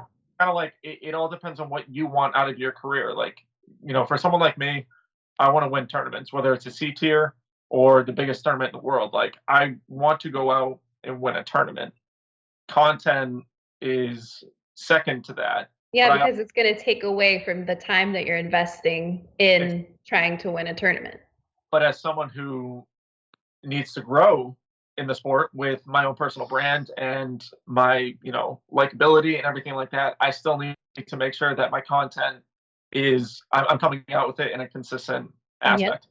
And then, yeah, maybe you get out there more and you make more money, but then now more people are watching you and they're not watching you just for your highlight reel anymore. Like, you're sharing everything with them. Exactly. So there's gives and takes. And if you're not passionate about it, you're not going to do it. Yep. Same thing with disc golf. Like, I wasn't passionate about professional disc golf. It was too selfish for me. Like, and that's like the only adjective that I can ever think to use. It's a very like push everything else out and focus on you. And I'm not that, I don't have that strength. I'm very much like a team person. Okay, who's falling behind? Let me help them. So when it came to my own game, I would never practice because there was always something else that came first. Like, oh, we needed to grocery shop and food prep and all of these other things needed to come first. And I can't compete with women who are only focusing on that. And the reason I didn't, and the reason I couldn't is because I wasn't passionate about it. So yeah, for those of you who are like, man, someday I'd love to be a professional disc golfer, you can totally do it. You can become a touring pro. But if you're not passionate about it, if you're not like, you know, I don't want to say like, if you don't love every single second, because nobody does, like it's still a job and it's hard. But yeah, that's, you know, you've got to find the things that you're passionate about that complement what it is you're trying to do and where you're trying to go. So. Awesome. Thank you to those who called in Wicked live. awesome. Yeah, thanks to calling in live. We've never done that before on this show. It worked out. I will just say this one reminder again. You call in, shut off your YouTube. You're going to hear us talking on the phone. That's okay. Wait till we introduce you to the show. We had some people call in and hang up. They were like, and you guys can't hear this, but as the producer side of me, you guys are talking and they're like, hello. They're going hello. And I'm like trying to make sure it doesn't go out to the feed. And I'm like, just sit tight. You'll get on the show. All right. We are ready. There's one super chat that came in. You can see it on the screen there. Shift one photo, making sure this works. That's pretty cool. It's working. Thanks. Appreciate that, bro. Yeah, I'm a little surprised that the audio is not coming through, but that's something I can work on later. We have made it to the point in the show that Evan has been sitting around for the whole time. There he is. All right. Hannah, you're sticking around. Here we go. We're going to go into stat or fiction. Here we go, everybody. Oh, sorry. Here we go. For real this time. Stat or fiction, presented by Statmando. There we go. Stat or fiction. Wait, did I take Evan's spot? No, nope. You have not. Here's watch. There we go. Okay. Oh, hey. All right, Evan. All right. It's been a while. As in like tonight, it's been a while. I was just sitting back and enjoying all of this. I'm like, this is such good stuff. I have nothing to add to this. Like, I was just enjoying being a fan for a little bit behind the scenes, but that is all good. So to get into stat or fiction, there was kind of an event. There's probably a few this past weekend. One in Florida. It was the 2021 Florida Disc Golf Championship. It happened in 2022. I'm a little bit confused on the name, but Johnny McRae was a lead into it. He shot a 1087 rated round in the second round to come back and win the 2021 Florida Disc Golf Championship. The stat or fiction statement is, this is Johnny McRae's highest rated round of his career. A 1087. Who do we make go first? Who do we make go first? That was yesterday. Oh. So the stat or fiction is whether you think that throughout his whole career, is that his highest rated round ever? Stat would be yes, 1087 is his highest. Fiction would be no, back in 2016 he shot a higher one somewhere. That's right. Are you Googling it? No. He's even not looking at us like a lot. He's engaging the chat. Someone in the chat, I looked at it like I browsed through last week, and someone's like, Nick totally got burned. I saw him look at the chat. He went with it. He went all in and he got burned. It was awesome. Nick Carl is the imposter. Vote him out. All right. So let's go back here. Let's put it up. The points are all tied right now, 0-0-0. We're going to make Nick go first. What do you say, Nick? Stat or fiction? I'll go fiction. All right. Nick says fiction. I'm not going to make Hannah go next. I will go next. And I am going to say stat. And Hannah, you're up. I wonder if Paul's watching so I can like ask him. I'm going to say stat. All right. She says stat. And Evan, what's the answer? The answer is fiction. Whoa, point for this Nick. is the second highest rated round of his career. He actually had a 1090 at the Gator Country Classic 12. I actually didn't have the year written down. I could look it up quickly, but that's okay. But second highest of his career. I don't know how old he is, but he's still killing it in this age. All right. That was a good one. If you look at the points here, Nick, you got one. You're starting out strong. It's all due to the chat. Eyes on us. Okay. Yeah, don't be looking over to the side. Thanks for the super chat from Sean DiStefano saying Matt G to Discraft. I'm a free agent always. Okay, go ahead, Evan. All right. So I'm keeping it up on that 2021 Florida Disc Golf Championship. Ellen Widboom won the FPO side. So I got a question about her. And I got another lead-in one to start it out. She finished second at the 2021 Mid-America Open this year. That was a Silver Series event. The stat or fiction is that was her only top 10 finish at a Disc Golf Pro Tour event in 2021. That's elite or silver. She only had one top 10 finish, and that was the Mid-America Open. Now, I apologize, but I totally missed the name. I got the stat. Ellen Widboom. Ellen Widboom. Okay. Ooh, I'm first, I guess, with this one. And I was just thinking about her the other day and how Ellen Widboom, which did not do much booming this year that I was aware of compared to the previous years, kind of had some breakout moments. I'm going to say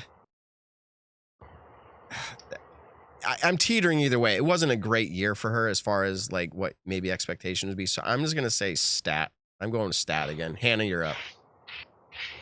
Ellen Widboom played like 100 events this year, but she played all of the ones that she wanted to. So I'm not sure we saw her on tour as often as we used to. But she played like 57 events or something crazy like that. It was insane. I'm sorry, could you so did she place inside the top 10 at any other Disc Golf Pro Tour events? Essentially, I'm saying that she only finished top 10 once. Is that stat or fiction? At Elite Series? At Disc Golf Pro Tour events. That's okay. Elite and Silver Series. Okay. Oh man. I'm gonna say fiction. Done. What do you got, Nick? Not confidently. I'm gonna stat. All right, Nick says stat. Thank All you, right, Carl. Evan, what do you got? This is a stat. Woo.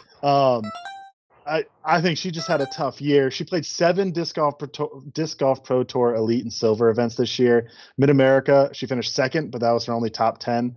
In 2020, she played 6 Elite and Silver Disc Golf Pro Tour events and finished top 10 in every single one. So just, I mean, including last year, or was it 2019, was her really magical Idlewild win. That was just a super cool moment. So I think it was last year. That's what I was kind of saying. That's how it felt. It felt like her previous year was much better. So Nick taking a strong, commanding lead. 2, I have 1. Hannah sitting there with they say, I think, the goose egg. All right, let's go. That's about right.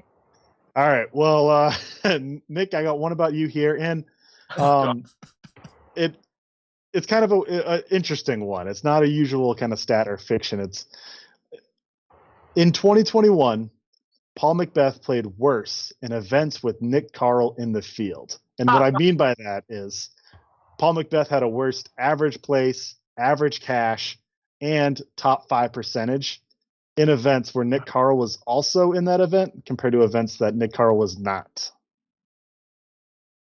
So I'm going to try to do what I always do and clarify. You're saying when Paul you should just let this deep, dark silence exist. All right, yeah. We should all just stare at Nick Carl while Nick is first. Do you get the question, Nick?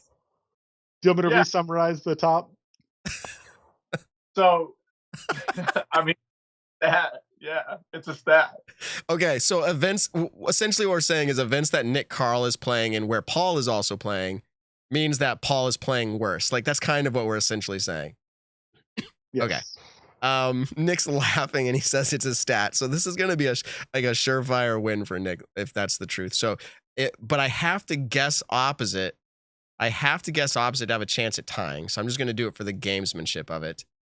Evan, who's tracking stats later, take that note. No. I'm going to say a stat.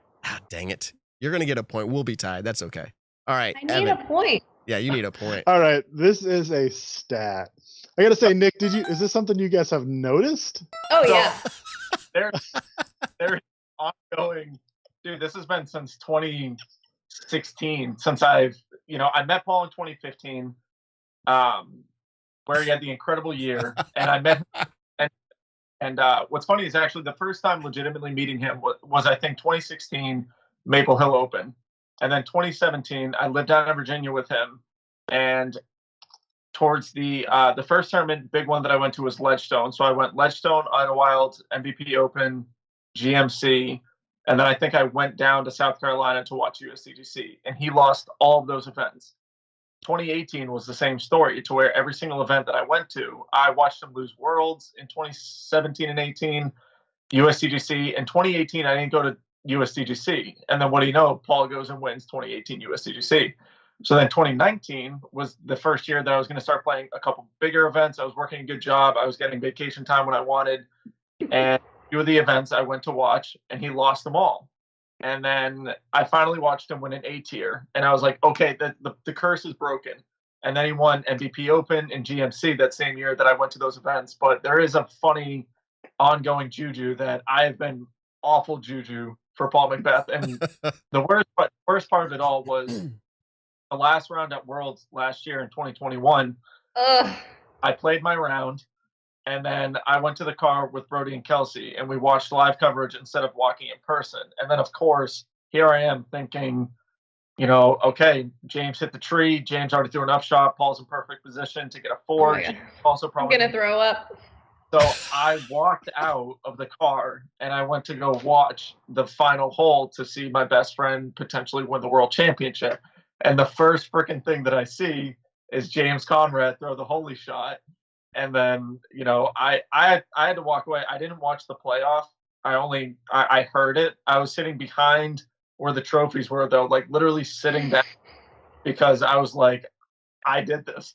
I'm like, this is my fault. And dude, I felt so bad. No, it's not real. So someone in the chat's like, Paul needs to sponsor Nick not to play, coming from one of our super fan, Kent Chapman.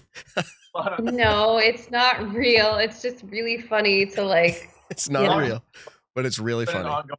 But I have seen Paul win multiple events. But at the same time, this past year, I traveled to 4 events, and I don't think I saw him win any of the pro tours that I went to. I don't think. I'd have to really think back on it, but yeah, it's just been an ongoing joke. So the second you started saying that, I said, yeah, that's a stat. I know that is the truth.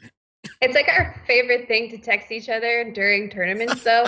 And I'll be walking with Paul, and he'll like miss a putt or do something, and I'll text Nick Carl and be like, "Are you here?" Yeah. And he's like, "No, I'm at the Airbnb," and I'm like, "Really?" I'll be like, I can't watch live coverage because every single time I turn it on, the first throw that I see is Paul like missing a putt that I feel like he should have made or throwing an OB, and so then I have to turn off the live coverage, and then I just get to watch post round or talk about his round afterwards. But there have been plenty of moments where like I have walked up to go watch Paul's round after mine, and the first thing he does is like we make eye contact, and then he throws a bad shot, and I literally turn around and leave. Like I can't do it. So I feel so bad, but I've always said that I was like, because in 2017, when we first really started joking about it, I had watched him lose, I think like Ledgestone and Idlewild. And then I came back to Massachusetts while he was going to the Pittsburgh Flying Disc Open. I came back to play the MVP Open AM side. And what's it called? He goes on and wins that tournament by like 7 strokes. And so I was like, great, I'm my best friend's. I can't even watch him play because every single time it's something bad happens. So I can't believe you chose that stat and you didn't even know. What? Oh, like Evan. I can't believe you guys put that he- together and you did No clue. This is Oh, hilarious. I'm having the That's time of my amazing. life with this coincidence. So what's Oh funny? yeah, Evan, it's super fun. We're having so much fun talking about. What's funny though is because Paul just texted me and he sent me this GIF and it says it's true though with someone like eating food and we've talked about it so many times and Yeah. like I have contemplated signing up for like 2022 Worlds.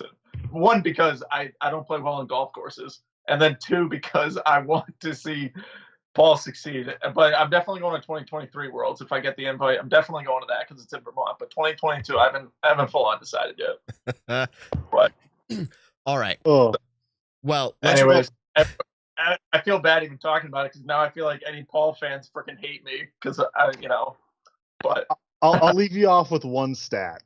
One, his career average cash is higher in events you play. And I will say on top of this, this is from when you're in the field.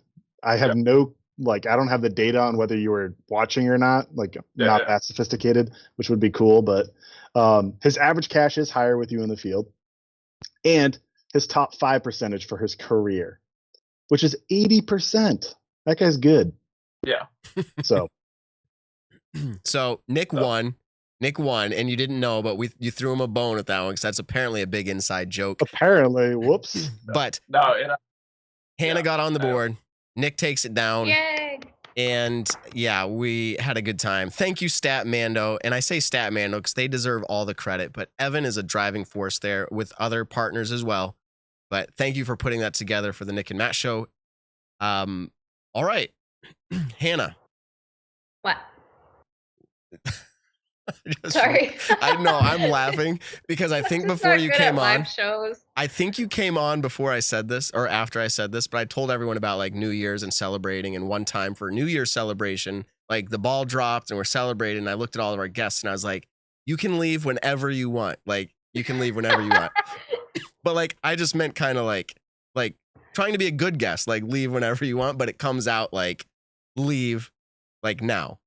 And so I was just about to tell you like, hey, you probably have things to do, but I don't mean like leave. I just mean like, let us know because we didn't say you were going to be on for like an hour, but we are going to close out with a few other topics. So stick around if you'd like to, or do whatever you'd like. So let us know what you want to do. Stick around. We got probably another 15 minutes. Yeah, I can do 15 minutes. Okay. So we're gonna hit a little bit hard and fast here. We're going over to MPO and Evan. Anytime you want to speak up. Oh wait, it's are that you easy. talking about MPO? Yeah, we're talking about MPO. Oh, I don't really care about them. Okay. Yeah. Are you out? Yeah, I'm out. I'm gonna go cook spaghetti. Awesome. First off, before Hannah leaves, don't forget to check out her new YouTube channel that she opened up. And also, don't forget to check out the Party Podcast on the Disc Golf Network. Her and Christine Jennings go over pretty much all things FPO. Hannah, we really, really appreciate you coming on the show tonight. What's funny is I haven't seen Hannah in like, 2 weeks, 2.5 weeks or something like that because I've been quarantining elsewhere. But, maybe one day. We only live 20 minutes apart. And so maybe one day I'll be able to see you guys again.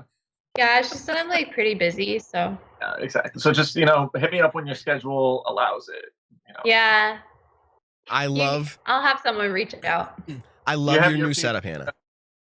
Thank you. Yeah. All right. You. We'll stay in touch. There's going to be a lot happening. We'll bring you on again, I'm sure. Have a great evening eating or making spaghetti or both. That's awesome. So. Yeah, and just really quick, thank you guys so much for listening to me. It really means a lot that I can come on here and share my brain with all of you. I don't have very many brain cells, but I like to share them with my friends.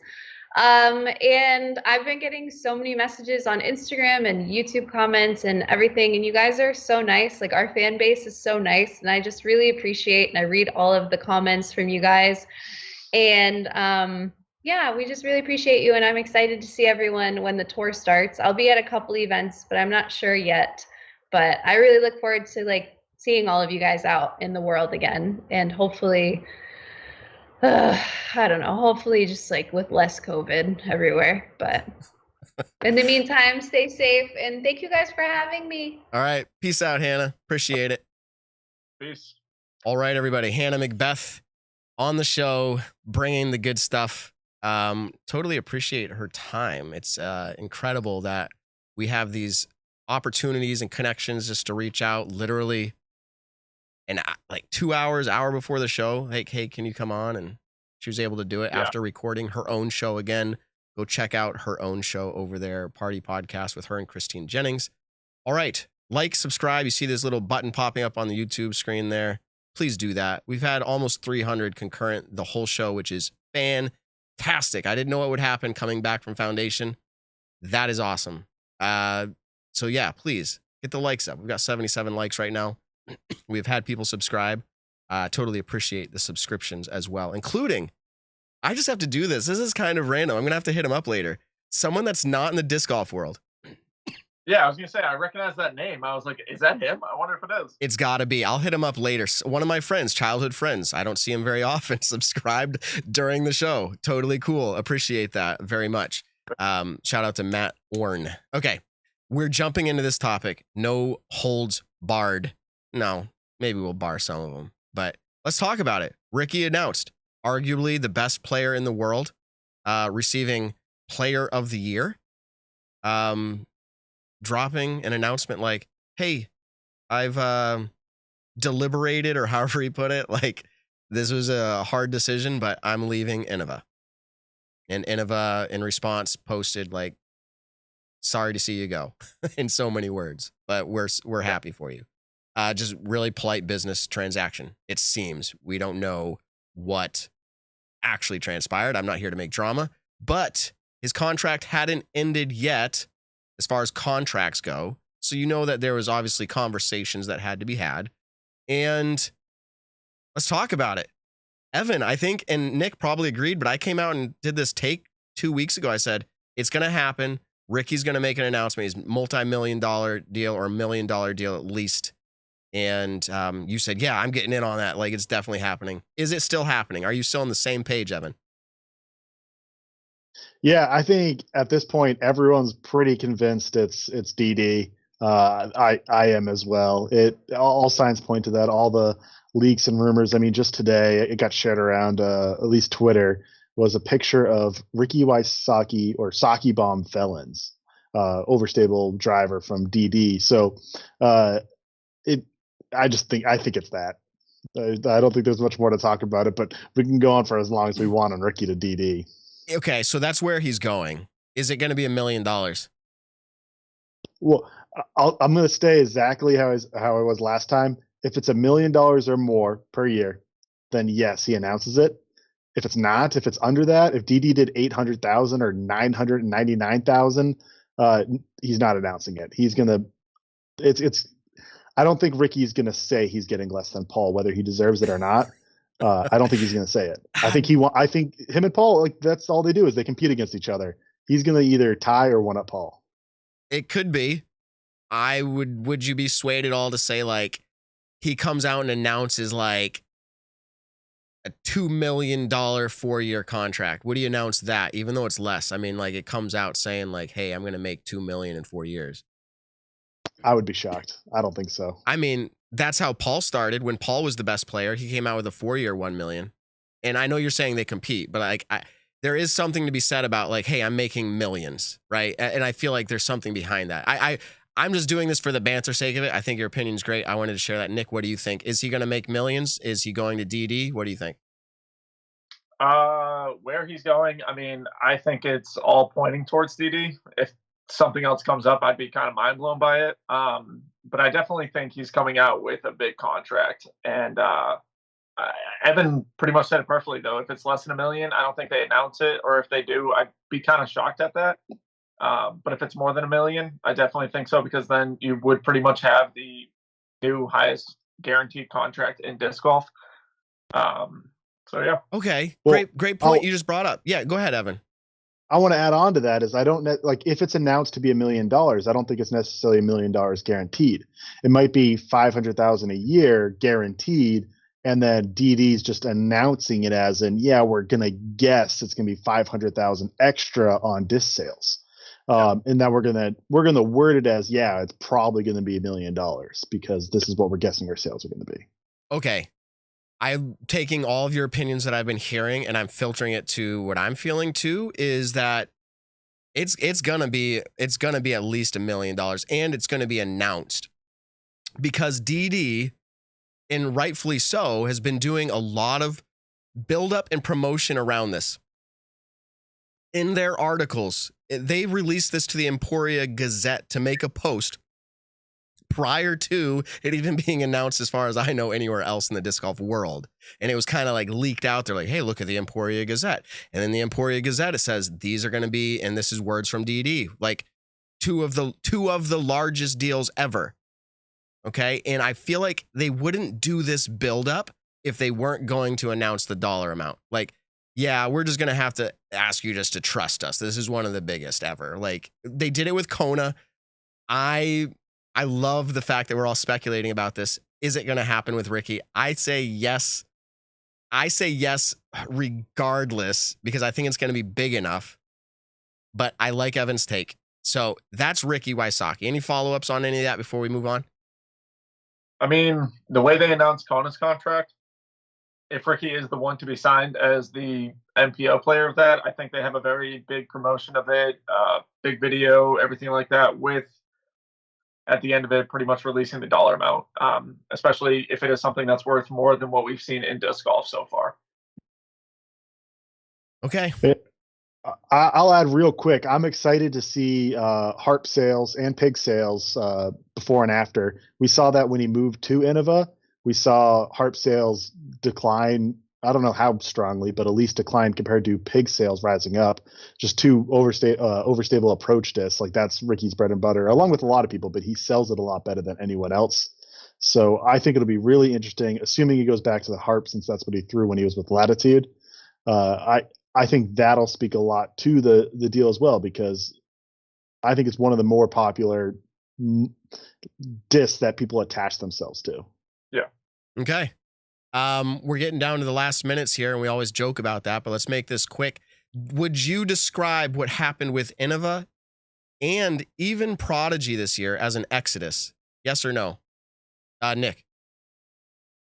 I mean, Innova, yes. Prodigy, no. I don't really, not too many, Innova, we've seen a lot of players leave. Like, a lot of players who you think that's an Innova for life kind of player. And we've seen a lot of them kind of like move away from it. Without them so far, I have no idea, but without them signing anyone or big announcements that they're signing. So I think it's just, they're seeing two different directions. Players are seeing where the company's going. The company's seeing where they want the players to go. And I think players are looking at it as there's potentially better opportunities out there. But for the most part, I don't see it as much from Prodigy. Okay. I mean, I do see, obviously, Cat leaving, but... Right. Cat leaving, and now we know Gannon Buhr leaving. And there was very strong rumor. Gannon didn't say he was leaving, though. Well... He never said he was leaving. True, I said you didn't announce your sponsorship, but he did say when I asked for follow-up later that he's like throwing like new plastic or something like that. So like, and we saw him selling all of his Prodigy stuff throughout the offseason. Like, so I'm just speculating, but if it's him, Katrina, and then the large rumors about Chris Dickerson that we have not heard yet, is it going to happen? I don't know, but people were really strongly reaching out to us, trying to give us insight to that. The rumors were swirling. People are still questioning it. But for Innova's sake, and I'm going to toss this over to Evan, is it an exodus? I mean, and why? And why? Sexton did resign today, 3 more years to 2025. But why would it be an exodus? What's your opinion on that, Evan? Do you have one? I think it's how you define exodus. I think, a lot of people did leave, but they also have a ginormous team and still have an incredibly good team. I mean, they have Nathan Queen, Disc Golf Pro Tour championship winner. They have Joel Freeman, who killed it this year. I mean, Nate Sexton and Jeremy Colling, who, Nate still finished 3rd at Worlds. Jerem's still touring, and both of those are very much in the limelight, being the commentators, and their discs are like amazing. So I don't think there's no problem. And so if you say exodus, it's not to say that they have no team anymore. They have a very quality team that you could say might be better than a lot of others. And I totally miss Calvin Heimberg, who, there's always been rumors around him, but I haven't really heard anything substantial lately. I think he sticks with Innova for this year. Maybe he's the one going to DD and Ricky's going somewhere else. Yeah. I have a question. Just kind of, I want you guys' thoughts on it. But what do you consider a bigger contract in the grand scheme of things? What is a bigger contract? 4 years, $5 million, or 10 years, $10 million? 4 What shows? 4 years. Well, again, it's how you look at it. But I say 4 years, $5 million. That's what it depends on how you. I'm curious what your thoughts. Just the first initial thoughts. What's bigger, 4 years, $5 million, or 10 years, $10 million? Yeah, I would always lean to per year average. Yeah. Yeah, I agree. I think if you're a player that's like, well, dang, I can secure 10 years, that's pretty good. But like, yeah, I think you go 4 years, $5 million. And by the way, we're kind of jumbling, so we're getting down to the last bit of it here. But yes, Calvin, is he going somewhere else? I speculated he was, but maybe he's not this year. I thought he was going to DD. Maddie O did leave Prodigy. So Maddie O, Katrina Allen, possibly, as I said, Gannon Buhr, that would be pretty significant. And then the nail in the coffin, if you will, and I'm just holding it out there. I do not know anything, but rumor said that Chris Dickerson was probably on the move or trying to move. It could happen. If that happens, then I say, yes, it was an exodus. Why? That's speculation for another show. Innova, unfortunately, Kona, in some interviews and some things that were written down about why she left, she said like she didn't feel like there was the transparency, I think she said, and communication. Now, just throwing this back, when Paul left, I think those are some of the same words that Paul used. There's something going on there. I don't know, unfortunate or fortunate, whatever it is. But the players who are there love Innova. So some people like it, some people don't. Kind of like the New England Patriots, Nick. You either love them or you hate them. No. Yeah, exactly. And especially as a player, I mean, we talk about this from almost like a sports broadcasting kind of world of it. The three of us going back and forth on what we think is our opinion on it. But the players who do love Innova are going to stick with Innova. The players who do love Discraft and DD and all these different companies, even for the casual player, you have those people who specifically throw a certain company because either their favorite player does it or they believe that company makes the best discs. It doesn't matter. So no matter what, you're going to have the people who are beyond loyal to that company. But when it comes to the elite pros aspect of it, there are a lot of players who think they deserve more than what they are getting. And if a company is not willing to work with you on that, then yeah, maybe another company is. And so for these top players, like, Paul was with Innova practically his whole life of playing disc golf, switches to Discraft in 2019 or end of 2018 going into 2019, wins the world championships. Ricky went from Prodigy to Latitude 64, and that year won the world championships, or a year or two after that won the world championships. I mean, these players don't have an issue switching the discs, but there are those people who are loyal to the company. I mean, Garrett Gerthy, as of late, has always said, I just love Innova. They're the best company in the world. Jeremy Colling posted that he was re-signing with Innova, and he says, I will die with Innova. I love this company. I want them to be my long-term career, everything like that with Innova. And then same thing with Nate Sexton, extending his contract. I mean, if I was Nate, I would never leave. The way Firebirds sell and the way they treat Nate. Yeah. I mean, I feel like it's incredible. He doesn't even really have to play on the tour anymore, which is funny because still when he goes out, he plays consistently well. I mean, third place at Worlds, multiple top 10 finishes, even for the few amounts that he played this year. But the way that the Firebirds sell, he does Pro Tour live coverage, and then he also does Jomez coverage. And he's making money in all different areas to where, he doesn't even have to look at Innova as a massive contract because he has contracts with other companies helping him out. So, and real quick, Evelina Salonen, she's arguably the best woman disc golfer in the world. She hasn't toured in the U.S. the last 2 years, but if she comes over here, like she's rated number one by UDisc, maybe she's number one overall. I think it's up for debate, and she's on Innova, and doesn't seem to no rumors there that she's moving on. So, yep, exactly. Same thing with Heather. Every year it's like I get excited like Christmas again. I'm like, what's this year gonna bring? It's like, yeah, I'm so grateful for disc golf. It's the new year. This is the first episode of 2022. There's a lot to still talk about. In our closing note, just for the fun of it, you have to pick where Katrina's going. I guess you could say she's not playing disc golf anymore. If you'd like to, that can be your pick. But just as our closeout, no like talking about it, just like say a sponsor name. Who's she going to, Nick? Discmania. Discmania. Evan, what do you think? I would love to see that. Oh, see, I don't know. I think of reasons for all the different ones, and then I'm like, no, it can't be that, and I do it for every single one, so I'm running out of any. Like at this point, it's gonna be mint disc, you know? Okay. No, that was not. All right, my, what is that it? was not What my is guess. it? I'm gonna go that she goes to Innova. I'm gonna say it. I think that'd be interesting because we're talking about this Exodus. I actually feel similar, but I'm going to somehow go with Infinite and just stick with that one. I honestly, no, that's wrong. I'm not going with Infinite. I'm going to change it up. I am going. I'll take Infinite if you want Innova. Okay. We'll just say Infinite. I got Infinite. All right. I'm going Innova. He likes that pick better. All right. That is our show tonight. Nick, would you close us out? Yeah, thank you everybody for tuning in to episode 72. We are now back on the Nick and Matt Show YouTube channel. First off, I want to give a massive thank you to Foundation for allowing us to be part of their YouTube channel and the Foundation podcast. Don't forget to check out their other ones. But thank you everyone for tuning in. If you would, please go ahead, hit that like button, comment, subscribe. The chat was popping off tonight. I love interacting with everyone in it. If you're listening post audio, go ahead, leave it a review. I do know there's a new review system on like iTunes or Spotify or something. Yeah. Yeah, there's a new review system. Go ahead, and then even just post audio, leave us comments on things you would want to see out of the show, different guests, everything like that. But once again, we really, really appreciate it. Thank you for being here, Matt and Evan. Tell someone you love them this week. We'll catch you in the next one. Thanks for being here, Nick. You're awesome. Evan, thanks. You're awesome. Let's get out of here. Peace out.